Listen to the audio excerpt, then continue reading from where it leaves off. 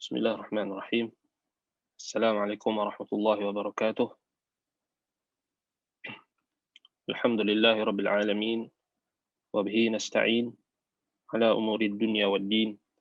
Wa sallallahu wasallam ala nabiyyina Muhammadin wa ala alihi wa ashabihi wa man sara ala nahjihi wa iqtafa bi atharihi wa da'a bi da'watihi wastanna bi sunnatihi ila yaumiddin. Amma ba'd.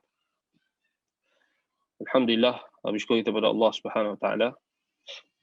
Pada pagi ini kita dapat bertemu untuk membahaskan satu topik, iaitulah sebab-sebab kerasnya hati dan bagaimana nak menghilangkannya. Baik. Jadi tajuk ini kalau kita lihat adalah tajuk yang sering kita perlu berterusan mengingatkan diri kita dan juga orang yang berada di sekeliling kita. Sama ada tanggungan kita, ahli keluarga kita, sahabat kita dan masyarakat secara umumnya. Kerana ianya adalah wasiat dan juga pesanan dan pengajaran yang telah Allah Subhanahu wa taala sebutkan di dalam Al-Quran, supaya kita mengambil pengajaran dan supaya kita sentiasa berwaspada daripada terjebak ke dalam perkara-perkara yang dapat mengeraskan hati kita. Baik. Jadi kita akan lihat ayat Al-Quran yang menyebutkan tentang kerasnya hati ini. Dan kita akan lihat apa maksudnya, apa yang dimaksudkan bila disebut sebagai kerasnya hati, apa yang difahami oleh ulama-ulama salaf di kalangan sahabat, tabi'in dan juga pengikut-pengikut mereka, dan apa yang Allah Subhanahu wa taala perintahkan kepada kita berkenaan dengan kita kata qaswatul qalb ataupun kerasnya hati ini. Baik. Di dalam Al-Quran Allah Subhanahu wa taala menyebutkan beberapa ayat berkenaan dengan kerasnya hati ataupun kita kata kerasnya hati. Dan ada dua ayat yang Allah Subhanahu wa taala sebutkan berkenaan dengan umat yang terdahulu, iaitulah di kalangan Yahudi dan Nasrani, di kalangan mereka yang diberikan Allah Subhanahu wa taala nikmat kitab. Antaranya dalam surah Al-Baqarah ayat 74. Allah Subhanahu wa taala setelah menjelaskan kisah berkenaan dengan Bani Israel, kemudian Allah Subhanahu wa taala menjelaskan hakikat ataupun Allah Taala menyingkap akan hakikat hati mereka yang telah keras. Firman Allah Subhanahu wa taala, "Tsumma qasat qulubukum min ba'di dzalika fahiya kal hijarati aw ashaddu qaswah." Kemudian hati-hati mereka itu menjadi keras. Min ba'di dzalika fahiya kal hijarah. Setelah pengajaran dan juga setelah apa yang telah diturunkan kepada mereka melalui nabi mereka, fahiya kal hijarati aw ashaddu qaswah. Dan Allah Subhanahu wa taala mengumpamakan kerasnya hati mereka itu seperti batu, hijarah, atau ashaddu qaswah, ataupun lebih keras daripada batu.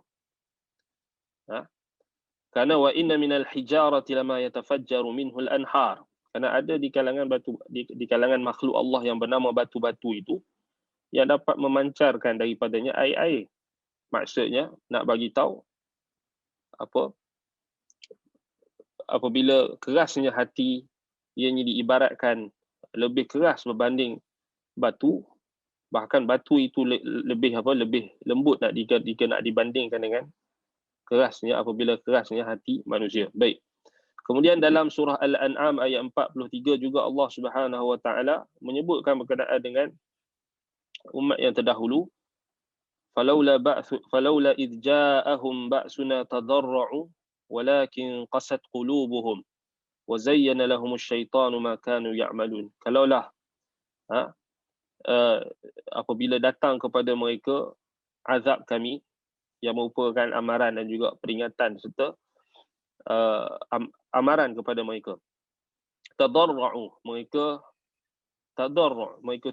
tunduk dan patuh serta segera kembali kepada Allah. Walakin qasat qulubuhum, akan tetapi mereka tidak melakukan hal tersebut.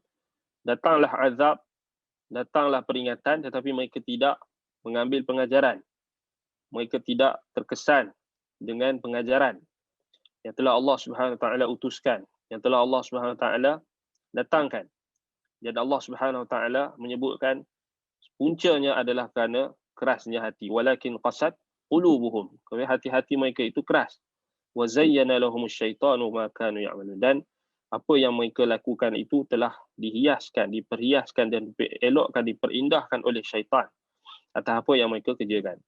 Baik, kemudian ayat yang paling jelas sekali yang kita nak sentuh berkenaan dengan tajuk kita ini, iaitu ayat yang menjadi asas dalam kita nak memahami tentang kerasnya hati ini. Secara umumnya kita kata ayat yang menjadi rujukan utama dalam topik ini, ataupun kita kata bab, ataupun kita kata umdah, asas, iaitulah ayat dalam surah Al-Hadid ayat 16. Allah Subhanahu Wa Taala berfirman, alam ya'ni lil ladzina amanu an takhsha'a qulubuhum li dzikrillahi wa ma nazala minal haqqi wa la yakunu kal ladzina utul kitaba min qablu fatala 'alaihimul amadu faqasat qulubuhum wa katsirun minhum fasiqun.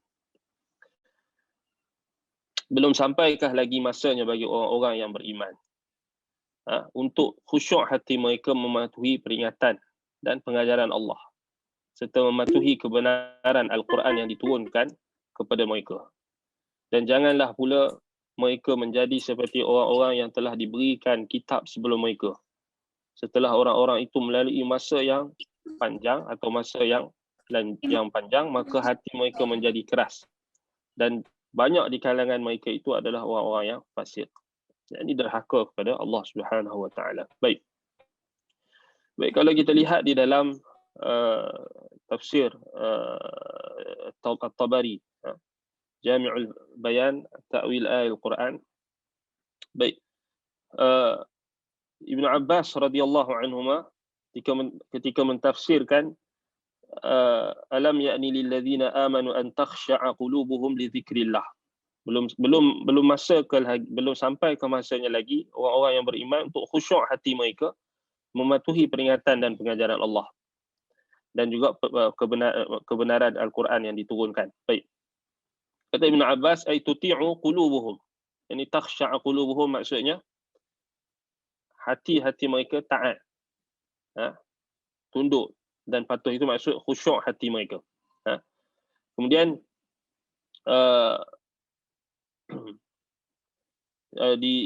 diriwayatkan daripada sebahagian salaf, antaranya Shaddad ibn Aus radhiyallahu an, beliau dikatakan beliau meriwayatkan daripada Nabi sallallahu alaihi wasallam dengan maknanya, iaitu inna awwala ma yurfa'u minan nasi al-khusyu'.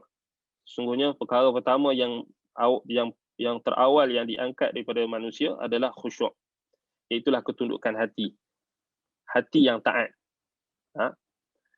Sebab itu kalau kita tengok balik, ini yang dibawakan riwayat berkenaan dengan ayat ini, alam ya'ni lil ladzina amanu an takhsha'a qulubuhum li dzikrillah inna awwala ma yurfa'u minan nasi al khusyu'. Ini sama ada ianya mauquf ataupun marfu' kepada Nabi sallallahu alaihi wasallam. Ianya adalah, ada juga yang mengatakan ianya adalah perkataan Shaddad ibn Aus radhiyallahu anhu, itu sahabat Nabi.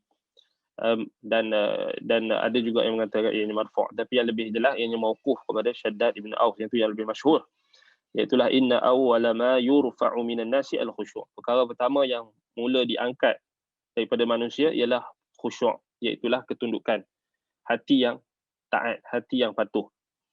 Baik, kemudian kalau kita lihat dalam tafsir Al-Quranil Azim oleh Imam Al-Hafiz Ibn Katsir rahimahullah,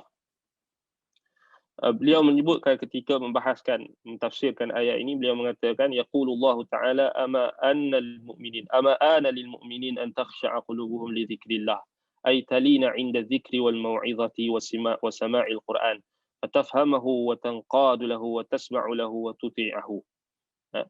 Maka belum sampaikah lagi waktunya untuk orang beriman supaya mereka khusyuk hati mereka itu dalam mengingati Allah. Maksudnya lembutnya hati mereka, talina 'inda dzikri wal mau'izah. Lembutnya hati mereka ketika berzikir dan ketika mendengar pengajaran dan mendengar Al-Quran. Dan daripada situlah mereka akan memahaminya dan mereka akan menyerahkan diri mereka dan juga mendengarnya dan mentaatinya. Maksudnya ketaatan dan ketundukan itu akan diperolehi dengan kelembutan hati. Bila kalau kita faham ayat ni, alam ya'ni lil ladzina amanu an takhsha'a qulubuhum li dzikrillah. Maksudnya alam ya'ni lil ladzina amanu an tuti'u qulubuhum. Ai talinu qulubuhum li dzikrillah. Itu berdasarkan tafsir Ibn Abbas yang dibuat oleh Ibn Jarir At-Tabari dan Ibn Katsir rahimahullah, yang mengatakan belum sampaikah lagi masanya bagi untuk orang beriman. Sebab ayat ni dia khusus untuk orang beriman. Kalau kita tengok untuk orang beriman, peringatan untuk orang beriman, kerana diriwayatkan bahwasanya Ibnu Mas'ud radhiyallahu anhu mengatakan bila dalam tempoh makana baina islamina wa baina an atabana Allah bihadhihi al-ayah illa 4 sinin.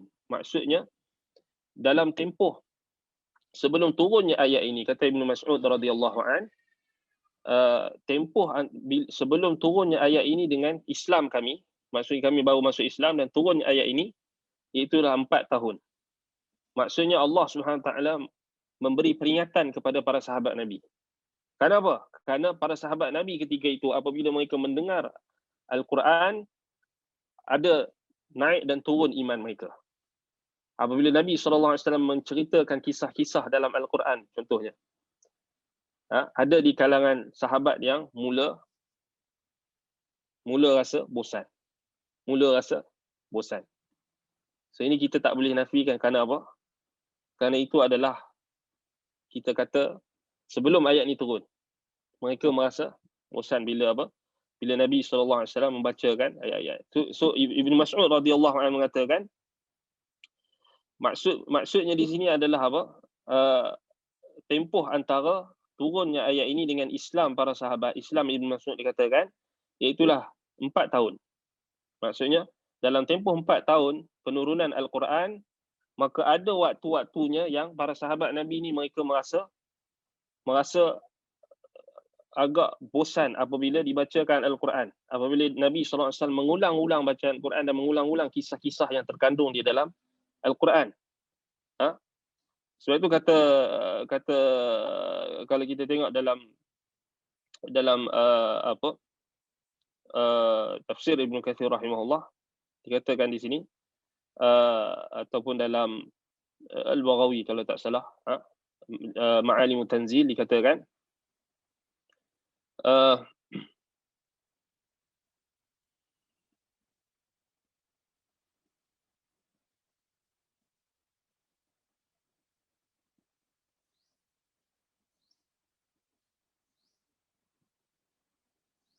Ibnu Abbas dikatakan, pertama riwayat Ibnu Mas'ud mengatakan ianya turun kepada orang beriman.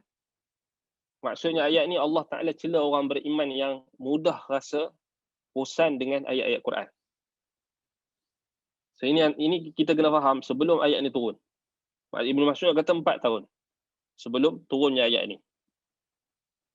Maksudnya dalam tempoh 4 tahun Nabi SAW berdakwah, maksudnya sudah ada terzahir rasa agak tidak selesa, ataupun bukan tak selesa, maksudnya rasa bosan. Kerana manusia memang demikian sifat dia, malal, adanya rasa bosan.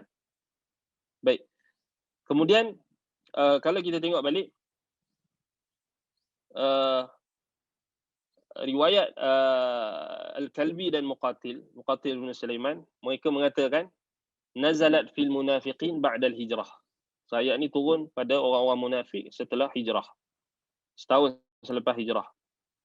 So ini kalau kita tengok balik, ini satu pendapat. Ibn Mas'ud mengatakan ianya turun pada orang beriman. Untuk orang beriman. Muqatil bin Sulaiman dan juga Al-Kalbi, kita makruflah riwayat mereka dalam tafsir yang mu'tabar, tetapi sudah tentulah Ibn Mas'ud radhiyallahu anhu lebih tepat.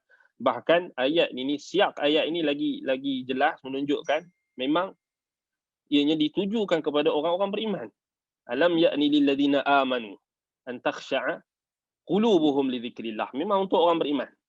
So kalau kita tengok memang tafsiran Ibn Mas'ud yang merujuk kepada orang beriman, maksudnya boleh tak orang beriman berlaku kepada mereka rasa malal, rasa bosan dengan Al-Quran?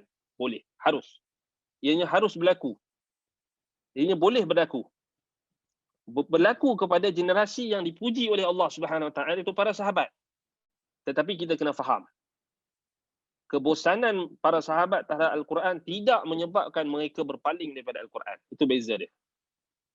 Buktinya Allah Ta'ala turun ayat ini untuk mengingatkan orang beriman. Iaitulah para sahabat Nabi. Dan mereka tidak berterusan. Dan mereka tidak sampai hati mereka itu menjadi keras. Maksudnya, ini antara perkara yang kita kena sedar. Kalau orang tanya kita, Al-Quran ni, kalau kita baca, sebab itu, kalau kita baca kita tak faham, maka dia cepat bosan. Tapi kalau kita faham, kalau kita tadabbur, maka dia tak akan membosankan. Itu beza dia. Sebab itu kalau kita tengok balik, Allah Ta'ala tegur para sahabat Nabi. Kata Ibn Mas'ud radhiyallahu anhu. Sebab tu Ibn Mas'ud kata apa? Ibn Mas'ud kata, dia sebenarnya Ibn Mas'ud dengan Ibn Mas'ud dengan Ibn Abbas. Ibn Mas'ud kata, ma kana baina islamina wa baina an atabana Allah bihadhihi al-ayah. Alam ya'ni lil ladzina amanu alam ya'ni lil ladzina amanu an takhsha'a qulubuhum li dzikrillah illa 4 sinin. So, Ibn Mas'ud kata, di antara waktu kami Islam dan juga sampailah turun ayat yang mencela kami, atabana bihadhihi al-ayah. Allah Ta'ala mencela ayat ini kepada kami. Maksudnya Allah Ta'ala mencela orang beriman, para sahabat Nabi, yang ketika itu ada rasa bosan dengan ayat-ayat Al-Quran. Ketika itu. So, Ibn Mas'ud kata dalam tempoh 4 tahun dakwah pertama Islam. Ibn Abbas radhiyallahu anhu mengatakan, Inna Allah astabta'a qulubal mu'minin fa'atabahum ala ra'si 13 sanatan min nuzulil Quran. قال ألم يحن للذين آمنوا أن تخشع ترقى وتلين وتخضع قلوبهم لذكر الله. Maksudnya di sini Allah Ta'ala mencela hati mereka yang tidak khusyuk apabila mendengarkan ayat-ayat Al-Quran. So maksudnya Allah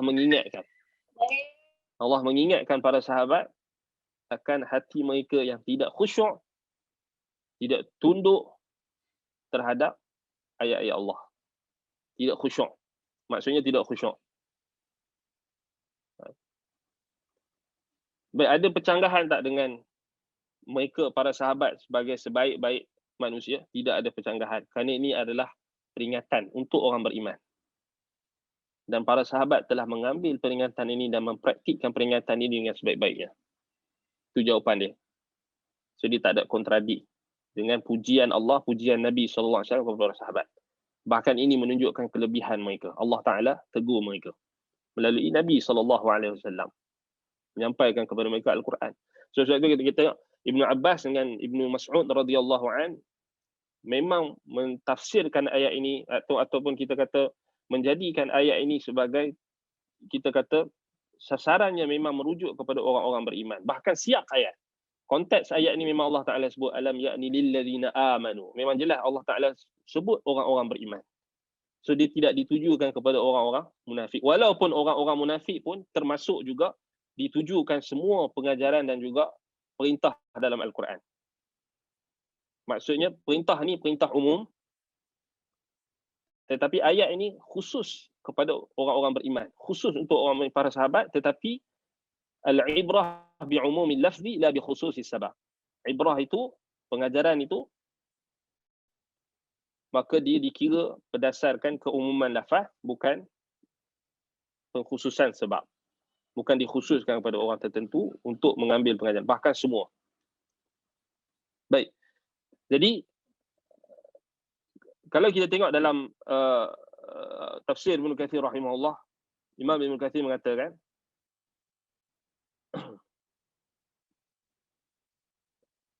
disebutkan apa, daripada Qatadah, daripada Ibn Abbas, inna Allah istabta'a qulubal muhajirin fa'atabahum ala ra'si 13 min nuzulil Quran. Maksudnya Allah Subhanahu wa taala mengingatkan, Allah Taala melambatkan sedikit, maksudnya istabta'a qulubal muhajirin. Maksudnya Allah SWT menjadikan bagi hati orang sahabat Nabi di kalangan muhajirin ni ada rasa bosan ataupun rasa tidak apa kita kata, rasa lambat dengan apa yang Al-Quran turunkan, berupa pengajaran dan sebagainya. Lalu Allah Subhanahu Wa Taala mencela mereka. Ala ra'si 13 min nuzulil Quran. Itulah pada permulaan 13 tahun yang pertama turunnya Al-Quran, iaitulah apa, dalam tempoh kita kata sebelum hijrah. Maksudnya sebelum hijrah, maka Allah Ta'ala turunkan ayat ini. Ada juga pendapat yang kata diturunkan setelah hijrah. Baik. Kalau ikut pendapat Ibn Mas'ud, dia kata dalam tempoh 4 tahun selepas tu apa dia, tersebarnya Islam di Mekah. Maksudnya selepas turunnya wahyu. 4 tahun. Maksudnya lepas 4 tahun tu turun ayat ni. Maksudnya dia ada period maki. Dia maksudnya berlaku di Mekah. Dan tak mustahil ianya boleh berlaku juga di Madinah. Maksudnya peringatan. Baik. Kalau kita tengok balik, jadi ini asas yang kita nak jadikan sebagai apa dia, pegangan kita. Kalau kita tengok balik, dan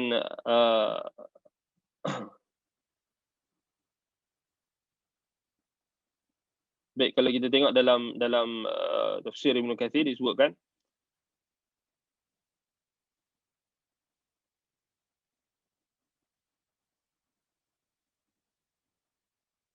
baik, kita tengok apa pengajaran daripada ayat ini sebelum kita masuk tentang tajuk kita ini.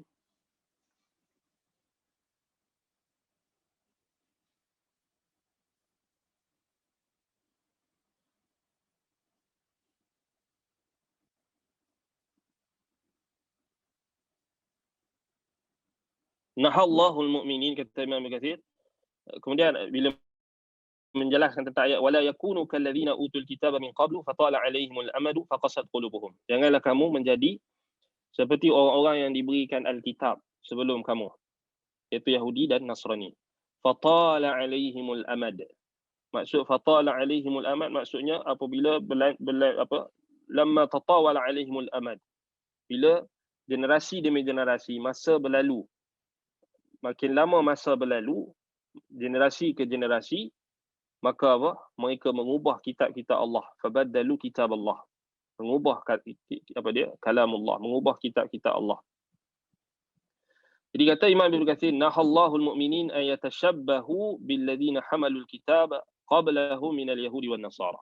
Allah melarang orang-orang beriman supaya jangan menyerupai orang-orang yang memikul kitab sebelum mereka di kalangan Yahudi dan Nasrani.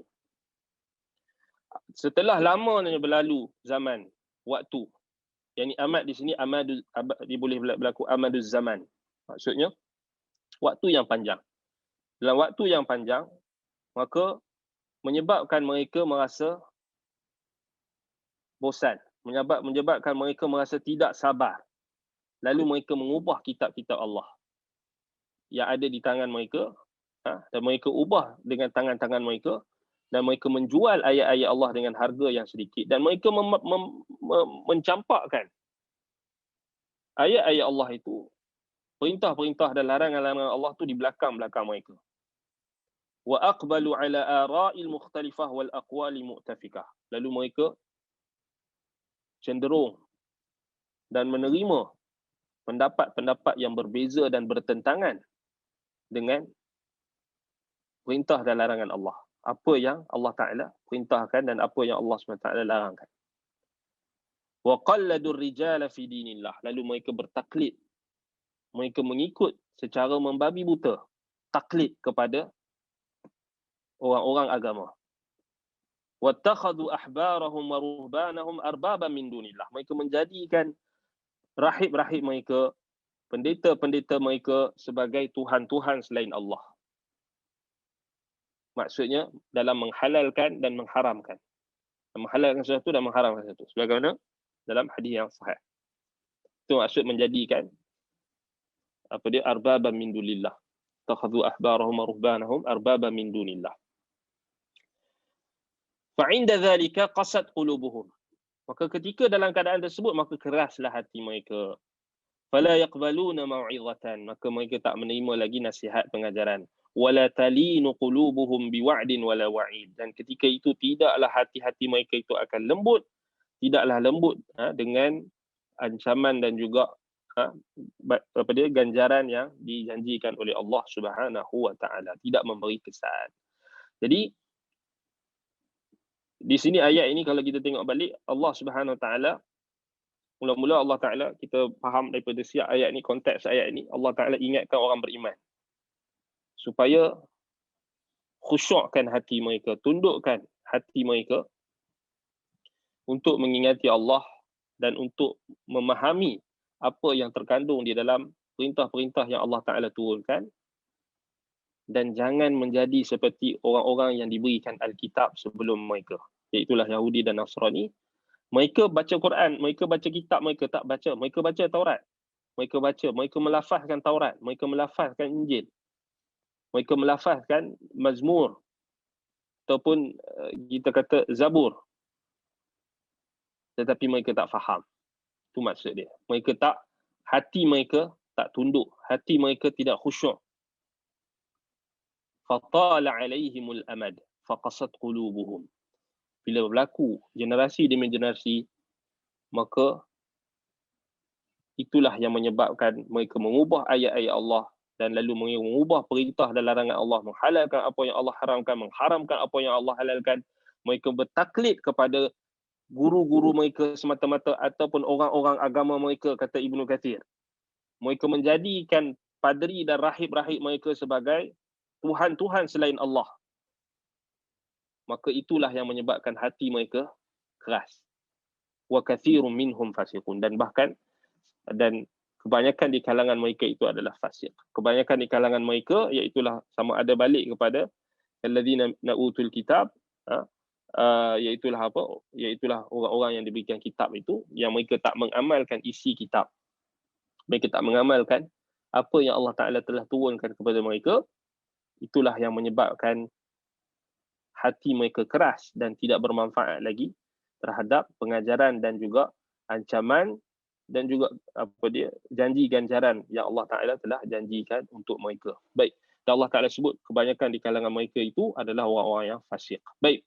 Jadi ini antara tafsiran yang dikemukakan oleh Imam Al-Hafiz Ibn Katsir rahimahullah. Sebab tu kata Imam Ibn Katsir lagi, fasadat qulubuhum faqasat sara min sajiyatihim tahriful kalimi an mawadhihi wa tarakul a'mal allati umiru biha wartakabu ma nuhu anhu ولهذا نهى الله المؤمنين أن يتشبهوا بهم في شيء من الأمور الأصلية والفرعية.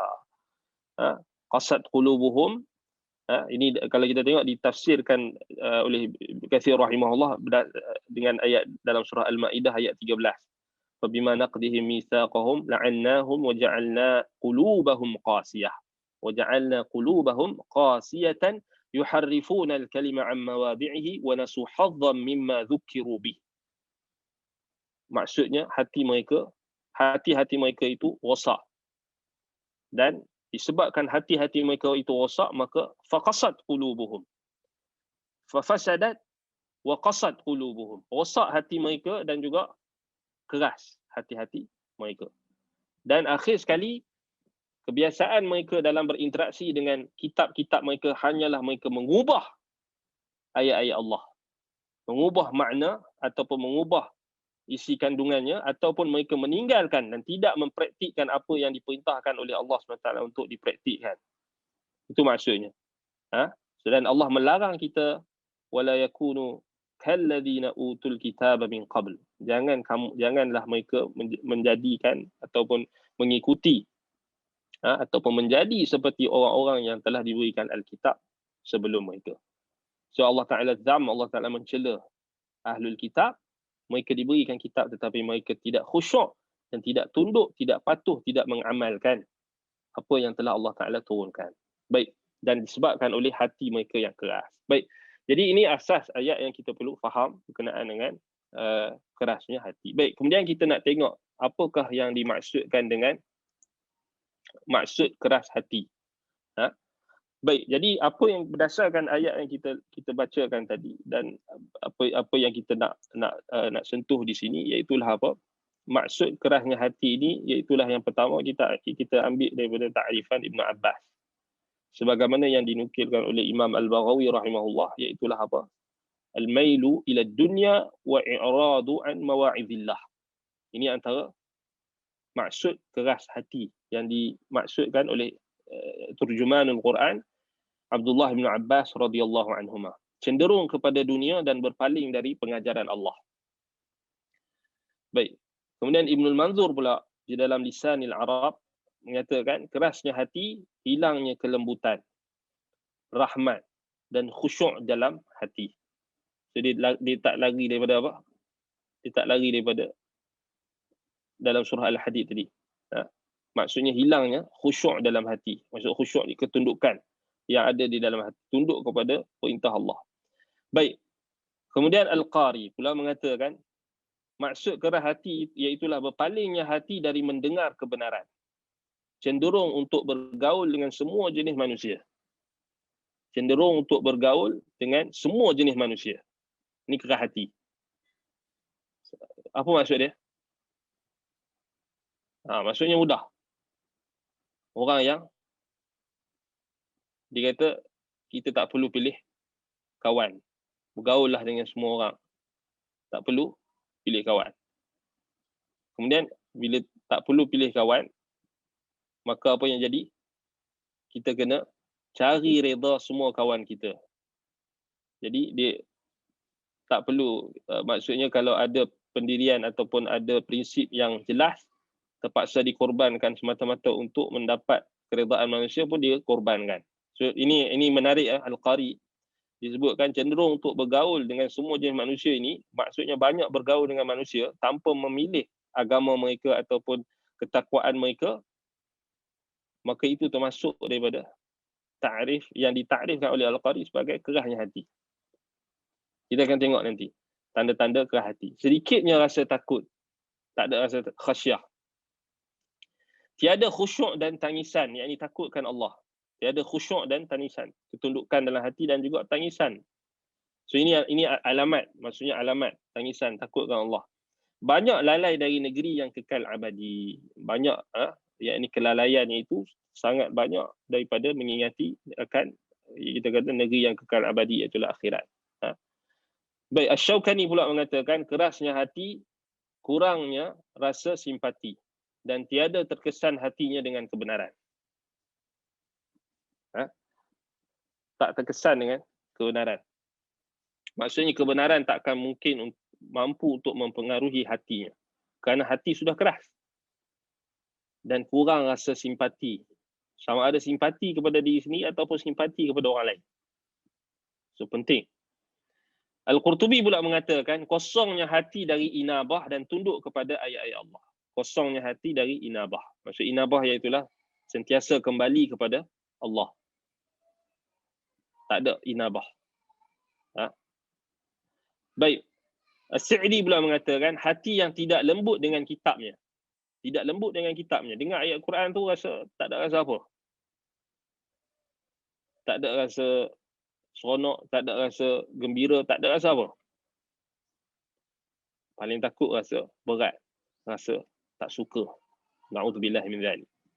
Hati yang tidak lembut dengan kitabnya. Tidak mengambil pengajaran dengan ayat-ayatnya. Tidak tenang dengan zikirnya. Tidak tenang dengan zikrullah. Bahkan ia berpaling dari Tuhannya, menoleh kepada selainnya. Tak tenang. Maksudnya bila dibacakan ayat-ayat Quran, dia tak boleh, dia tak tenang.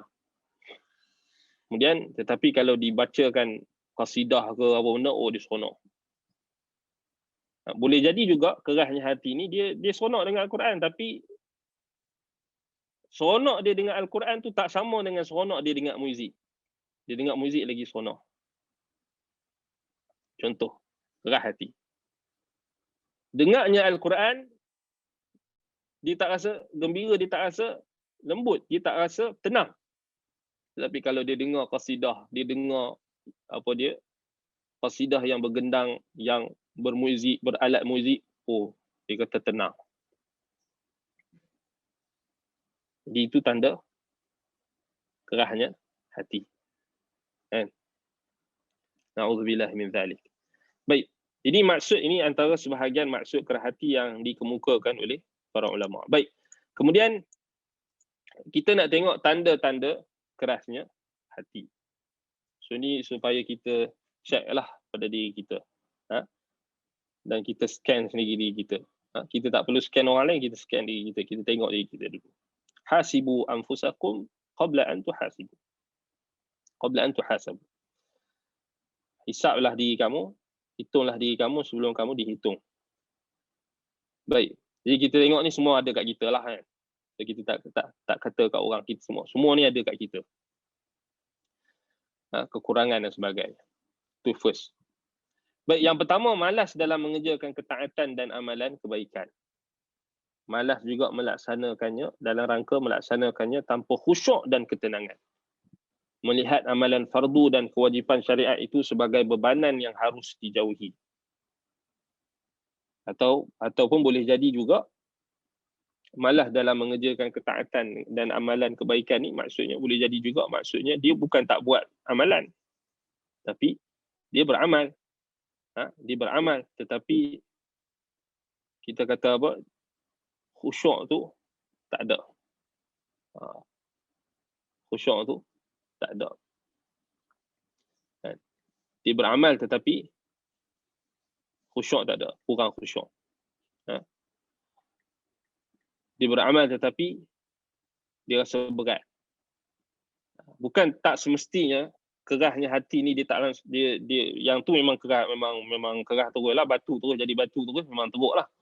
Tapi tak semestinya orang itu dia terus meninggalkan amalan. Boleh jadi maksudnya malas dalam mengerjakan ketaatan, tapi dibuat juga ketaatan, tetapi hanya sekadar melepaskan batuk di tangga.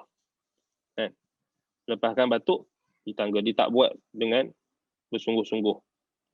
Kalau kita tengok balik, malas dalam mengerjakan ketaatan ni. Dan ini antara apa, kalau kita tengok balik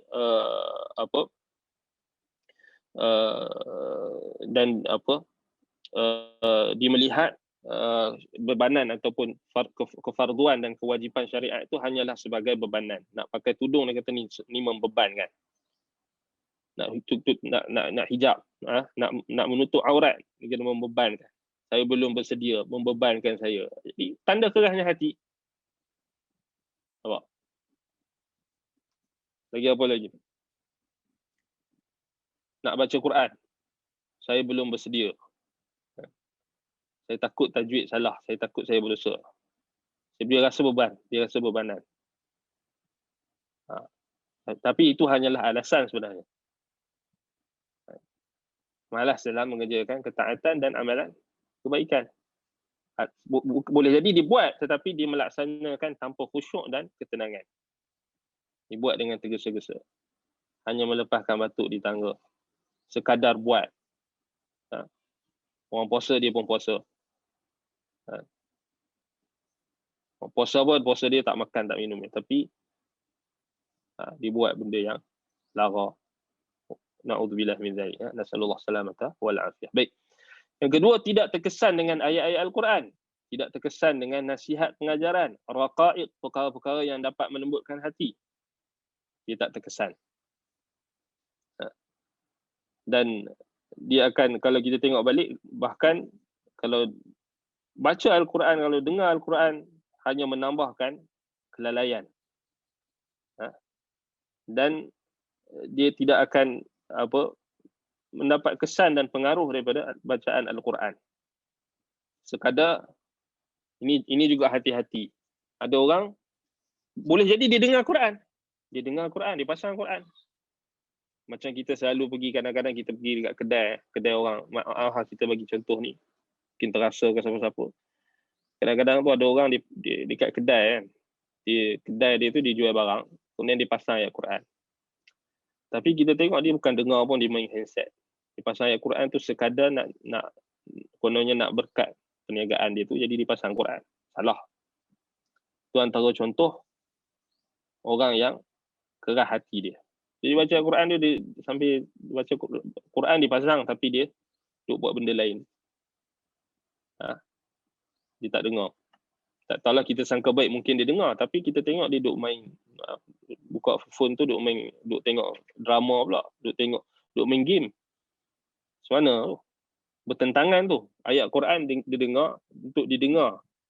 Bolehkah sambil-sambil buat benda yang lara, buat benda maksiat, dengar Quran? Itu kita kata, kita takut benda tu termasuk dalam qaswatul qalb. Tidak terkesan dengan ayat-ayat Quran. Ataupun dia pasang kuliah ke, tapi dia tengah buat benda lain. Dan tak terkesan juga dengan nasihat pengajaran. Raqaiq, perkara-perkara yang dapat melembutkan hati. Sedangkan Al-Quran tu Allah SWT perintahkan untuk diambil pengajaran bagi orang yang takutkan ancaman. Fadzakir bil Quran man yakhaf wa'id. Dan ini antara yang perkara yang kita kena muhasabah lah. Maksudnya, adakah kita bila kita pasang Quran tu, kita pasang tu kenapa? Hanya nak ambil berkat daripada ayat Quran tu, ataupun kita ambil berkat dengan kita nak faham. Kita takut bila kita pasang tapi kita tak dengar, kita takut dianya tak memberi kesan. Bahkan dianya adalah perbuatan kita berpaling daripada ayat-ayat Allah. Na'udzubillah min dzalik. Baik, yang ketiga, kebergantungan hati yang berlebihan terhadap dunia. Sangat obses dengan dunia sehingga melebihkan dunia ke atas akhirat. Urusan dunia menjadi kemuncak obsesi dan kesibukannya sehingga diuji ia dengan hasad, ananiyah, keakuan dan bersikap bakhil. Iaitu kebergantungan hati. Kita bukan bincangkan tentang al-akhdhu bil asbab, mengambil sebab, bukan. Kita bincangkan tentang kebergantungan hati terhadap yang secara berlebihan terhadap dunia. Maksudnya mereka yang obses dengan dunia sehingga melebihkan urusan dunia berbanding akhirat. Kalau disebut tentang urusan pekerjaan, itulah urusan dunianya, maka dia akan mengerahkan seluruh daya dan upaya dia untuk memastikan urusan dunianya itu berjaya. Tetapi apabila berkait dengan urusan akhirat, ibadatnya, sejauh mana dia berusaha untuk memahami ayat-ayat Allah, memahami perintah dan larangan Allah, iaitulah dengan menuntut ilmu, maka dapat dilihatlah dalam jadual kehidupannya, peruntukan masa yang diberikan untuk dunia itu lebih banyak berbanding akhirat, ataupun akhirat itu hanyalah dijadikan sebagai sampingan. Hanyalah sampingan, maksudnya takut orang cakap dia tak pergi menuntut ilmu, takut orang cakap dia tak solat, takut orang cakap dia tak gini, maka dia sekadar adat kebiasaan. Na'udzubillah min dzalik.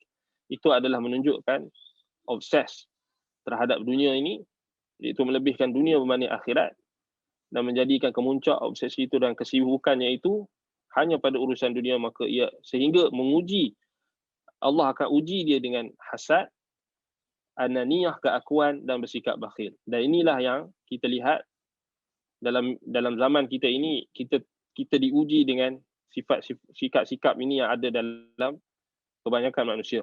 Wal'iyadzubillah. Nas'alullah salamata wal afiyah. Baik, tanda-tanda kerasnya hati lagi antaranya kurangnya rasa ta'zim kepada Allah dalam hati. tidak marah bila terjerumus dalam larangan Allah, tidak marahkan diri sendiri, tidak mencela diri sendiri, tidak merasa marah terhadap mereka yang terjerumus dalam larangan Allah atau maksiat, tidak mengetahui perkara ma'ruf dan tidak mengingkari kemungkaran, tidak peduli dengan maksiat dan perkara yang diharamkan oleh Allah yang berlaku di sekelilingnya, tak peduli. Orang nak buat syirik ke, orang nak buat bid'ah ke, dia tak ada rasa apa-apa. Dia kata yang penting niat. Penting niat. Siapa kita nak menghukum? Dia keluar ayat tu lah kan. Yang penting niat masing-masing. Yang penting niat baik. Asal buat baik. Apa salahnya? Asalkan kebaikan, apa salahnya kita buat lambang capal ni? Tak salah. Kita letak dekat mihrab masjid, tak salah. Apa salahnya? Ini hanya simbol. So dia tak nampak. Nampak benda tu sebagai kemungkaran. Bahkan di wazayyana lahum syaitanu a'malahum. Syaitan memperhiaskan kepada mereka. Sabit daripada sebahagian ulama salaf mengatakan bahawasanya sampai kepada mereka bahawasanya syaitan apabila dia melihat maka apabila melihat orang melakukan bid'ah di dalam agama, maka syaitan akan memperhiaskan dan syaitan akan menjadikan bid'ah itu adalah perkara yang menyeronokkan. Sebab itu sebahagian ulama salaf kata fakullu bid'atin laha zinatun wa bahjah. Setiap bid'ah itu dia ada perhiasan dan ada keseronokan. Dia ada keseronokan. Dia ada keindahan ataupun dia ada bagi orang yang diperindahkan oleh syaitan akan perbuatan tersebut. Jadi ini berpunca daripada kurang rasa ta'zim kepada Allah. Tak ada rasa marah terhadap sesuatu yang melanggar perintah Allah, yang mereka yang terjerumus dalam larangan Allah. Tak mengetahui ma'ruf, tak mengingkari kemungkaran, tak peduli dengan maksiat dan perkara yang diharamkan oleh Allah. Tak peduli sama ada tauhid ke syirik ke, yang penting dia seronok. Yang penting dia kata kita nak buat baik. Dia tak pedulilah benda tu menjejaskan tauhid atau tak menjejas, boleh menyebabkan pelakunya terkeluar daripada Islam, perkara-perkara yang termasuk dalam kategori nawaqidul Islam, perkara yang dapat membatalkan keislaman seorang, dia tak pedulilah. Yang penting dia nak buat. Yang penting dia nak cakap. Yang penting dia kata ini orang dah ramai buat. Yang penting orang masyarakat dah terima. Yang penting gini. Maksudnya dia tak ada rasa ta'zim kepada Allah dalam hati. Yang ada hanyalah ta'zim dia kepada hawa nafsu dia. Hawa nafsu dia kata kita kena ta'zimkan Nabi SAW dengan membuat capal. Itu bukan ta'zim kepada Allah. Bukan ta'zim kepada Rasul. Ta'zim maksudnya kita menghormati dan mengagumkan atau kita mengagungkan. Menghormati dan mengagungkan Allah dan Rasul. Maksud mengagungkan Allah dan Rasul bukan mengagungkan objek-objek yang tertentu. Maksud mengagungkan Allah bukan bukan hakikatnya bukan mengagungkan dan kita kata obses dengan objek atau simbol-simbol tertentu. Maksud mengagungkan Allah, menta'zimkan Allah, iaitulah kita menta'zimkan perintah dan larangan Allah. Itu maksud dia. Maksud menta'zimkan Rasul, iaitulah kita menta'zimkan perintah dan larangan Rasul. Bukannya kepada objek ataupun sesuatu objek yang disandarkan kepada Rasul. Itu tak. Itu bukan ta'zim. Kenapa? Kerana sekarang ini kita bukan hidup di zaman Nabi lagi. Asar-asar yang kesan-kesan peninggalan Nabi yang berbentuk objek-objek ini sudah tiada. Sudah tiada. Sudah dimamah usia dan sudah ditanam bersama dengan mereka para sahabat yang dan juga mereka golongan-golongan salafus salih dan mereka yang mengikut jalan mereka yang menanam bersama mereka dan hilang dan tak dapat dikesan. Itu memang terbukti. Dan tiba-tiba kita buat lakaran. Kita buat gambaran. Lalu dijadikan gambaran dan lakaran itu sebagai simbol untuk kita ta'zimkan, maka itulah bentuk kesyirikan ataupun pengalihan bentuk ta'zim tadi dialihkan kepada selain Allah. Itu jelas. Agama kita bukan agama simbol. Agama kita bukan agama objek. Agama kita bukan agama simbol. Agama kita adalah agama yang praktikal. Agama amalan. Al-iman wal amal wal ithar wal mahabbah wal ta'zim. Amalan iman. Illa alladhina amanu wa amilus salihat. Amalan salih yang Nabi SAW dah tunjukkan kepada kita. Bukannya amalan-amalan yang tidak ditunjukkan oleh syarak. Man amila amalan laisa alaihi amruna fahuwa raddun. Siapa yang beramal dengan amalan yang tidak ditunjukkan dalam urusan kami, tidak ditunjukkan oleh Nabi SAW, tidak ditunjukkan oleh Al-Quran dan Sunnah, maka ianya tertolak, tak diterima oleh Allah. Man ahdatha min hadha man ahdatha apa man amila amalan laysa alaihi amruna fa huwa rad. Man ahdatha ahdathan, man ahdatha hadathan, apa dia, au ya'wi muhdithan fa alaihi la'natullah wal malaikatu wan nas ajma'in la yuqbalu aw la yaqbalu minhu sarfan wala adla. Kama qala sallallahu alaihi wasallam. Siapa yang mengada-adakan bid'ah di dalam agama atau melindungi pelakunya, maka ke atasnya laknat Allah dan laknat malaikat dan manusia keseluruhannya. Tidak diterima daripadanya amalan-amalan fardu dan amalan-amalan sunat. Na'udzubillah min zalik. Sangat bahaya.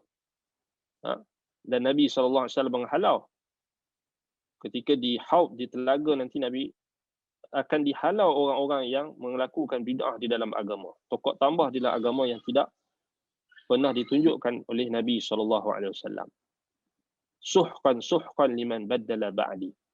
Maka jauhlah orang yang mengubah setelah peninggalanku. So, kalau kita tengok balik, tak ada rasa ta'zim yang benar. Sebab tu, ta'zim yang benar adalah ta'zim kepada perintah dan larangan Allah. Bukan ta'zim kepada janji dan ganjaran bagi amalan ataupun ancaman bagi sesuatu perkara yang Allah Ta'ala telah tetapkan di dalam Al-Quran dan juga Sunnah. Jadi ini sangat bahaya. Baik. Yang berikutnya, tanda-tanda kerasnya hati, kerisauan dan kebimbangan yang tidak menentu, sempit dada yang berterusan. Ini maksudnya berkait dengan psikologi lah. Seseorang itu apabila dia telah terjerumus dalam kesyirikan, terjerumus dalam bid'ah, terjerumus dalam maksiat, maka itulah yang akan menyebabkan ianya sentiasa risau, bimbang, dan yang tak menentu, sempit dada yang berterusan dan sebagainya. Baik, itu disebabkan oleh maksiat dan dosa. Baik. Jadi ini antara contoh-contoh tanda-tanda kerasnya hati. Baik, kita nak tengok yang berikutnya, itulah apa sebab-sebab kerasnya hati. Baik. Yang pertama sekali iaitulah banyaknya terjebak dalam maksiat dan dosa. Maksiat dan dosa, kalau kita tengok balik, yang paling maksiat yang paling besar sekali iaitulah kesyirikan. Inna syirka la zulmun azim.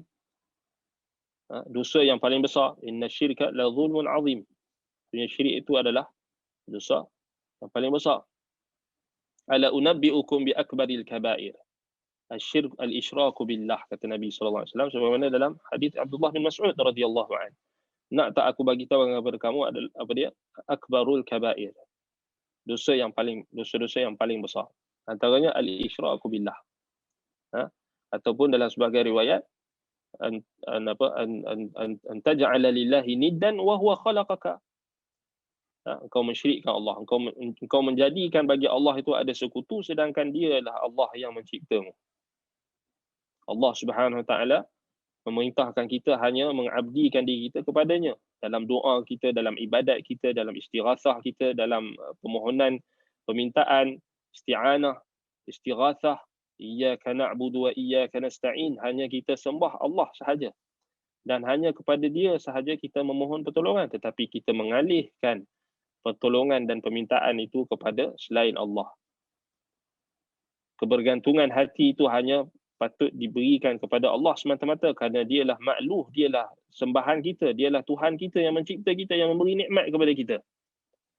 Tetapi kita alihkan kepada objek-objek, simbol-simbol yang kita ta'alluq dengan simbol-simbol tersebut.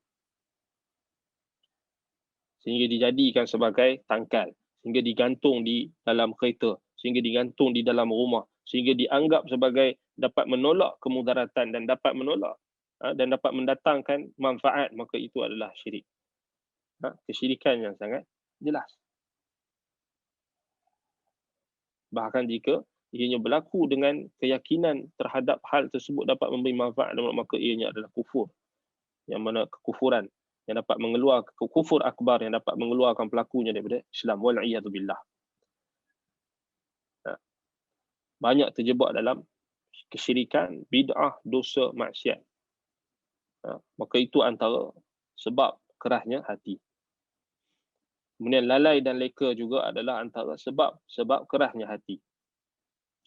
Disebabkan kelalaian dan kelekaan terhadap pengajaran Allah, sebagaimana yang dikatakan oleh Ibnu Mas'ud radhiyallahu anhu. Kemudian melebihkan dunia berbanding akhirat, kerana tidak tahu akan hakikat akhirat itu, ataupun berpaling daripada mengetahui tentang kenikmatan-kenikmatan yang Allah Ta'ala telah janjikan di akhirat. Bukan kita tak tahu tentang syurga, tentang neraka, tentang nikmat-nikmat syurga, kita tahu, tetapi kita tetap melebihkan dunia berbanding akhirat. Tetap melebihkan dunia berbanding akhirat. Allahul musta'an. Dan Allah kata walal akhiratu khairun wa abqa. Sedangkan akhirat itu lebih baik dan lebih kekal abadi. Tapi kita tetap memilih dunia berbanding akhirat. Kemudian lupakan mati dan sakaratnya. Tak ingat tentang mati. Maksudnya kita takkan kekal di dunia ini. Kita akan mati. Dan paling juga, dan kita lupa juga tentang sakaratul maut, iaitulah kesakitan yang akan menimpa kita di saat kita nak mati. Allah Ta'ala akan jadikan ianya sebagai ujian. Sehingga Nabi SAW memerintahkan kita sentiasa meminta perlindungan daripada azab kematian, azab di dunia dan ketika mati. Itulah ditafsirkan oleh para ulama, iaitulah azab mati itu, azab di kematian itu, iaitulah antaranya sakarat dan juga azab kubur. Dan sebagaimana kata Allah, inni a'udzubika min azabil qabri wa min fitnatil mahya wal mamat. Wa min fitnatil mahya, yani fitnah, ujian ketika mati, itulah sakarat yang sangat sakit. Kita lupa. Maka itu menyebabkan kerasnya hati. Dan kalau kita tengok balik, Imam Ibn Al-Qayyim rahimahullah menghimpunkan 5 perkara yang menjadi sebab ataupun menjadi sebab yang boleh mengeraskan hati, yang disebutkan juga sebagai mufsidatil qalbil khamsah. Mufsidatil qalb khamsatun, iaitulah perosak-perosak hati, iaitulah ianya ada 5. Yang pertama, kasratul khaltah ataupun khaltah. Banyaknya bergaul. Banyaknya bergaul dalam konteks kita kata di zaman yang kebanyakan orang tidak menjaga batasan-batasan syariat, majoriti manusia tidak menjaga batasan-batasan syariat, dan sudah tentulah zaman kita ini adalah zaman yang lebih buruk berbanding dengan zaman sebelumnya, sebagaimana dalam hadis Huzaifah bin Al-Yaman radhiyallahu an berkenaan dengan dakhan di dalam Sahih Muslim, yang menyebutkan tidak ada zaman yang datang setelahnya melainkan zaman daripada zaman sebelumnya, melainkan zaman yang datang setelahnya lebih buruk. Maksudnya makin zaman ni makin teruk, bukan makin baik sebenarnya. Walaupun tak menafikan adanya kebaikan, kekalnya orang-orang yang berada di atas kebenaran, tetapi sebagaimana kata Nabi sallallahu alaihi wasallam, bada al-islamu ghariban wa sayaudu ghariban kama bada'a fatuba lil ghuraba. Islam itu bermula dengan asing dan dia akan kembali menjadi asing sebagaimana ianya bermula. Maka berbahagialah orang-orang yang asing. Tuba lil ghuraba, iaitulah orang-orang yang cuba untuk menghidupkan sunnah-sunnah Nabi, menghidupkan kebaikan, menghidupkan ajaran-ajaran Nabi setelah ianya makin hilang. Sebab itu kita kena faham, Allah Ta'ala bagi tahu dekat kita dalam ayat dalam surah Al-Hadid ayat 16 tu, Allah kata fatala alaihimul amad. Bila waktu ni makin lama, maksudnya makin lama daripada pengutusan Rasul. Fatala alaihimul amad, maksudnya talu alaihi an-nubuwah. Zaman nubuwah. Maksudnya makin jauh kita daripada zaman kenabian, maka makin banyaklah kerosakan. So ini terbukti. Kalau kita belajar dalam sejarah para nabi dan rasul, maka kita akan nampak inilah yang menyebabkan berlakunya kerosakan, berlakunya kesyirikan, kembalinya kesyirikan, manusia meninggalkan tauhid, meninggalkan ilmu dan sebagainya, adalah disebabkan antaranya qala alaihimul amad, panjangnya waktu. Maksudnya dalam jarak yang antara pengutusan Nabi dan juga zaman yang berikutnya, maka ia akan menatijahkan keburukan yang sangat banyak. Ini hakikat yang kita tak boleh tolak. Sebab itu kalau kita tengok balik zaman Nabi Adam AS, nak sampai kepada zaman Nabi Nuh, sebelum Nabi Nuh diutuskan, ketika berlakunya syirik yang pertama di atas muka bumi, tempohnya adalah lebih kurang 2000 tahun. Ataupun hampir 2000 tahun. So dalam tempoh itu berlakunya apa yang berlaku. Antara Nabi Nuh AS dengan Nabi Hud juga dalam tempoh yang lebih kurang. Ataupun sedikit berbanding lebih kurang. Antara Nabi dengan Nabi yang berikutnya, Nabi Saleh dengan Nabi Hud dengan Nabi Saleh juga tempoh yang panjang. Fatala alaihimul amad. Antara Nabi Isa dengan Nabi Muhammad juga antara jarak yang agak panjang. Ada yang kata 600 tahun. Maksudnya, bila tempoh semakin panjang antara zaman kenabian nak menuju ke zaman yang berikutnya, antara zaman Nabi dengan zaman Nabi tertentu, maka ianya akan bertambah kerosakan. So ini hakikat dia. Maksudnya, kalau kita lihat 1200 tahun, kita sekarang ni 1442 selepas hijrah. So bayangkan kita dengan zaman Nabi itu, maksudnya jarak dia 1440 tahun. Dan ini adalah jangka masa yang kita kata Allah Ta'ala memang secara sunnatullah, Allah memang akan uji waktu-waktu ini. Sebagaimana Allah ujikan pada waktu sebelum pengutusan Nabi Muhammad SAW, selepas pengutusan Nabi Isa sampai pengutusan Nabi Muhammad, diuji masyarakat jahiliah ketika itu. Kemudian sampai apa? Sampai kalau kita tengok balik zaman Nabi Adam dengan Nabi Nuh juga dalam tempoh yang sama, 1000 tahun atau lebih. Maka waktu tu memang berlaku banyak kerosakan. Cuba kita tengok zaman kita dengan zaman ulama-ulama silam. Sama juga. Maksudnya makin jauh kita daripada zaman nubuwah, makin banyak kerosakan. Ini hakikat yang kita kena terima. Makin banyak kerosakan.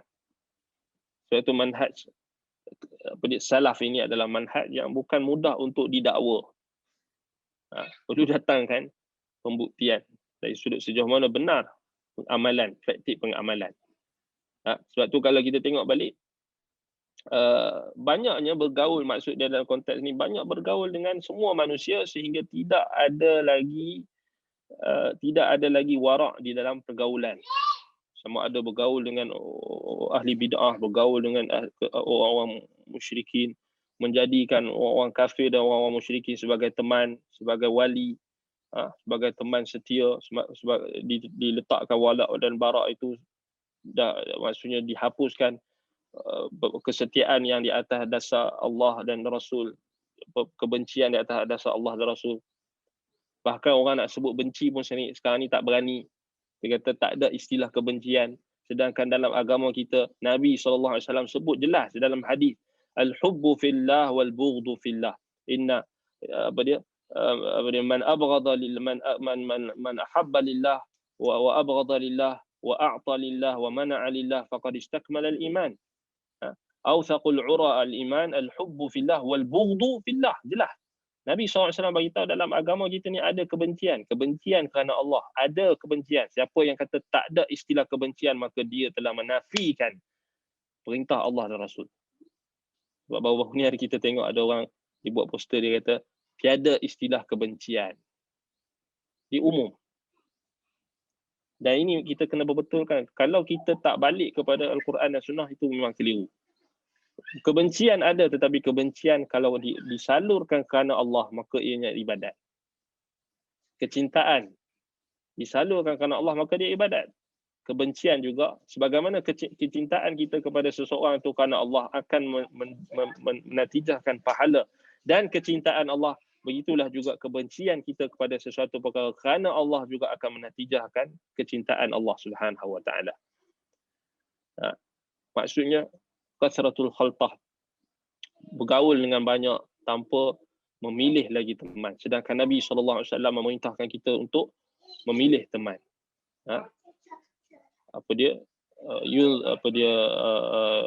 Yunzarul mar'u al-mar'u ala dini khalilihi. Seseorang itu dilihat berdasarkan agama teman dia. Tetapi tidak ada. Sebab orang semua nak cari keredaan manusia, nak bergaul dengan semua jenis orang. Yang lelaki nak bergaul dengan perempuan, perempuan nak bergaul dengan lelaki. Dia dah tak ada dah. Bila dia tak bergaul dengan semua orang, dia anggap sebagai orang ni kolot, orang ni kuno, orang ni tak up to date, bla bla bla bla. Dia anggap sebagai orang yang ekstrim, macam ni. Dituduh dengan macam-macam tuduhan. Sebab orang yang gharib, orang yang dia tak mau bergaul dengan semua orang ni, dia nak jaga agama dia. Bukan bermaksud kita kena pergi cari hutan, masuk dalam hutan, tak bergaul dengan orang, bukan. Tapi maksudnya kita limitkan pergaulan kita dengan manusia. Sebab selalunya ini memang mujarabah, benda yang memang terbukti. Sebab tu Imam Ibnul Qayyim menjadikan dia adalah mufsidatil qalbi yang pertama. Perkara yang dapat merosakkan hati, yang dapat mengeraskan hati seseorang bila dia terlampau banyak bergaul dengan semua orang. Sebab ialah kita perhatikan orang yang bila dia dah bergaul dengan semua orang, dia nak jaga hati orang ni, dia nak jaga si A, dia nak jaga hati si B, dia nak jaga si D, si Z, sampai ada si Z kan? Sampai ada si Z. Dia nak jaga semua hati. Akhir sekali dia takkan berlaku adil. Semua sebab dia nak jaga semua hati orang. Dia nak jaga hati orang kafir, dia nak jaga hati orang fasik, dia nak jaga hati ahli bid'ah, dia nak jaga hati orang beriman. So tak ada. Sebab dia terlampau banyak bergaul. Sebab tu bergaul ni kena ada limit. Sebab itu diriwayatkan daripada Sufyan Ats-Tsauri rahimahullah, pernah seorang murid dia bermimpi bahawasanya Sufyan Ats-Tsauri ketika setelah beliau meninggal dunia, maka seorang muridnya ini telah bermimpi Sufyan Ats-Tsauri telah dimuliakan oleh Allah, dimasukkan ke dalam syurga, disambut oleh malaikat-malaikat. Kemudian si murid tadi bertanya kepada Sufyan Ats-Tsauri rahimahullah, apakah amalan kamu yang menyebabkan kamu masuk syurga? Kata Sufyan Ats-Tsauri, aku sedikitkan pergaulan aku dengan manusia. Aku limitkan pergaulan aku dengan manusia. Aku pilih orang yang aku nak bergaul, maksud dia. Aku pilih orang yang nak aku bergaul dan aku nak bersahabat. Itu maksudnya. Dan ini memang benda yang kita kata kita tak boleh kata itu zaman salaf, itu zaman dulu, zaman kita lain. Tidak. Bahkan zaman kita ni semakin teruk berbanding zaman terdahulu, maka sudah tentulah zaman kita ni lebih kita kena limitkan pergaulan kita dengan orang yang beriman. Itu maksud dia. Dengan orang yang beriman, kita bersama dengan orang beriman. Bersama dengan orang-orang beriman. Di mana saja mereka berada. Hati kita, fizikal kita, bersama dengan orang beriman. Bukan bermaksud kita tak boleh bergaul dan berinteraksi dengan orang kafir dalam perkara yang diharuskan oleh syarak, bukan. Tapi maksudnya kita kurangkan pergaulan kita yang akan menatijahkan kemesraan, yang akan menatijahkan walak, kesetiaan dan sebagainya. Itu maksudnya. Setakat pergi beli dekat kedai orang kafir, berurus dalam urusan dunia, berjual beli, tak menjadi masalah. Tetapi kalau sampai tahap kita dah jadikan teman-teman rapat kita orang-orang kafir, orang-orang yang tidak beriman kepada Allah, ahlul bid'ah, ahlul ma'asi, ahlul ahwa wal bid'ah, di kalangan mereka pengikut hawa nafsu dan sebagainya, maka itu sangat bahaya. Dan itulah yang akan menggelapkan ataupun yang akan mengeraskan hati kita. Yang kedua, waruku bi bahri tabanni, menunggang lautan angan-angan. Maksudnya hidup dalam angan-angan. Menunggang lautan angan-angan maksudnya banyak berangan-angan. Banyak berangan-angan. Aku nak macam ni, aku nak ni. Kalaulah aku macam ni, kalaulah aku kaya, kalaulah gini. Ruku bahri tamanni. Kan? Tetapi tak dibuktikan dengan amalan. Baik, yang ketiga at-ta'alluq bi ghairillah, iaitulah bergantung kepada selain Allah. Itu lebih kepada urusan hati. Dan kita lihat hari ini makin parah apabila pergantungan itu dialihkan kepada selain Allah dalam bentuk kita kata pergantungan yang ditujukan kepada selain Allah ini banyak. Pergantungan kepada berhala, pergantungan kepada simbol-simbol, pergantungan kepada apa kita kata hati itu ta'alluqnya itu lebih kepada syekh ataupun wali-wali lebih daripada Allah. Wa minan nasi man yattakhidhu min dunillahi andadan yuhibbunahum ka hubbillah walladzina amanu ashaddu hubban lillah. Di sebahagian manusia ada yang menjadikan selain Allah itu sebagai sekutu-sekutu, yuhibbunahum ka hubbillah. Mereka menyintai sekutu-sekutu mereka itu seperti Allah. Adapun orang-orang beriman, mereka menyintai Allah itu, mereka lebih menyintai Allah. Maksudnya bergantung kepada selain Allah ini berlaku, kita kata dengan mengalihkan pergantungan hati, ta'alluq hati, pergantungan hati itu kepada selain Allah, sama ada dalam perbuatan, sama ada dalam i'tiqad dalam hati, atau sama ada dengan anggota perbuatan, dengan lisan dan sebagainya. Dan ini yang kita perlu faham. Ini antara kita kata antara perkara yang sebab yang akan boleh menyebabkan kerasnya hati adalah kita bergantung kepada selain Allah. Kalau kita tengok hari ini, manusia dididik dengan pergantungan mereka kepada dalam agama ini, mereka jadikan agama sebagai perkara yang diswastakan. Doa pun nak diswastakan kepada ustaz. Jampi serapah diswastakan kepada ustaz atau kepada orang agama. Doa sepatutnya dia berdoa sendiri, tapi diswastakan kepada tok imam. Tok imam je duk baca doa, dia tak baca doa. Pergantungan tu dah maksudnya kat sini kalau kita tengok dia dah sampai tahap dia dah jadi maksudnya mengalihkan pergantungan tu kepada selain Allah. Walaupun kita kata harus kita minta doa daripada orang yang soleh, harus, bukan bermaksud kita bergantung dengan doanya, tetapi kalau sampai tahap sudah menjadi perkara tersebut seakan-akan menjadi kewajipan ataupun seakan-akan tidak boleh, tidak sah, melainkan kena doa itu diserahkan kepada orang alim saja atau ustaz saja, diswastakan kepada tok imam saja, maka itu dah dianggap bergantung kepada selain Allah. Dalam ini kita sebut dalam rangka perbahasan hati. Dalam rangka perbahasan hati, maksudnya benda tu tak boleh. Kita kena bezakan antara kita bahas tentang hukum fiqhi, hukum amali dengan hukum yang berkait dengan hati. Bila al-arifun alladhina ya'rifuna Allah haqqa ma'rifah, orang yang mengenali Allah dengan sebenar-benar pengenalan. Bila mereka bincangkan tentang pergantungan hati ni, kita jangan tergesa-gesa kita nak implementkan hukum amali. Hukum amali yang katakan harus untuk kita minta doa daripada orang yang masih hidup yang soleh. Ya, harus. Tetapi kalau dia berlebih-lebihan maksudnya sampai dia tak berdoa, dia hanya mengharapkan doa orang lain, dia tak berdoa, maka itu dalam konteks kita kata perbahasan hati ini bermasalah, bergantung kepada selain Allah. Ia bermasalah. Maksudnya sampai dia tak doa. Dan Nabi SAW tunjukkan kepada kita bagaimana cara-cara untuk kita berdoa. Macam mana kita baca, apa zikir yang kita perlu baca. Sebelum naik kereta ada zikir, ada doanya. Tetapi kita berpaling. Lalu kita meletakkan tangkal.